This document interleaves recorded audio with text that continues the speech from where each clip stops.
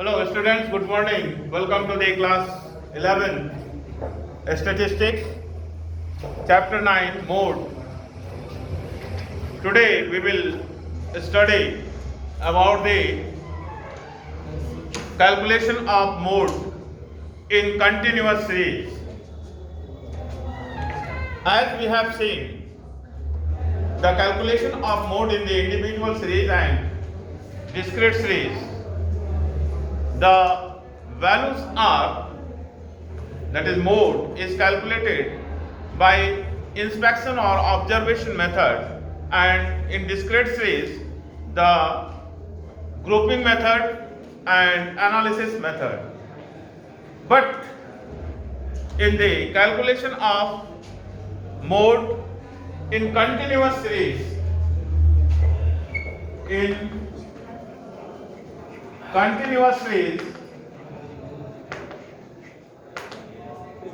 at first we have to arrange the data in ascending or descending order.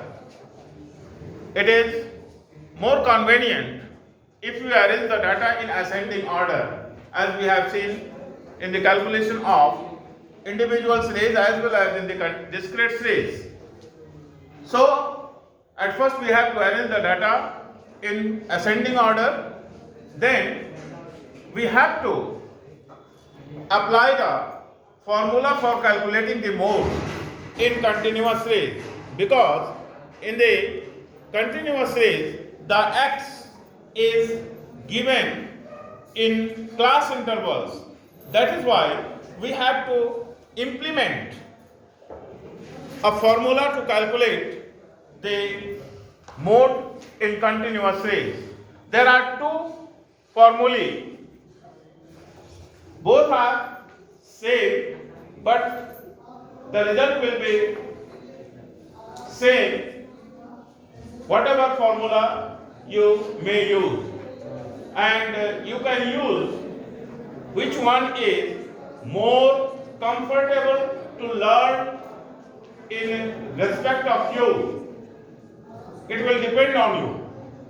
दो फॉर्मूले हैं mode calculation के continuous series में, दोनों में से कोई भी फॉर्मूला आप इंप्लीमेंट कर सकते हैं, और यह आपकी सुविधा के ऊपर निर्भर करता है कि कौन सा फॉर्मूला आपको कन्वीनियंट लगता है, आपको याद करने में सुविधाजनक है। उस फॉर्मूले को आप याद कर सकते हैं और इंप्लीमेंट कर सकते हैं। दोनों में कोई खास डिफरेंस नहीं है। आइए देखते हैं कौन सा फॉर्मूला कंटिन्यूअस सीरीज में मोड कैलकुलेशन करने के लिए लगाया जाता है। पहला फॉर्मूला है Z mode equal to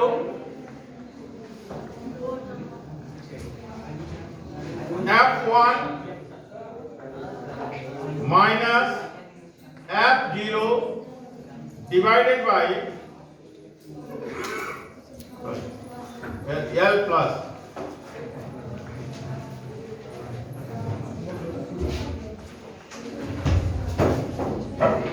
F1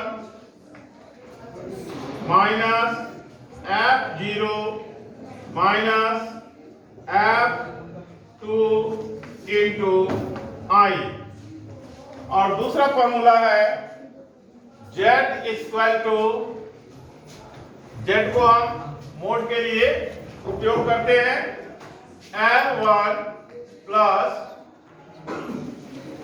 D1 divided by D1 plus D2 into I।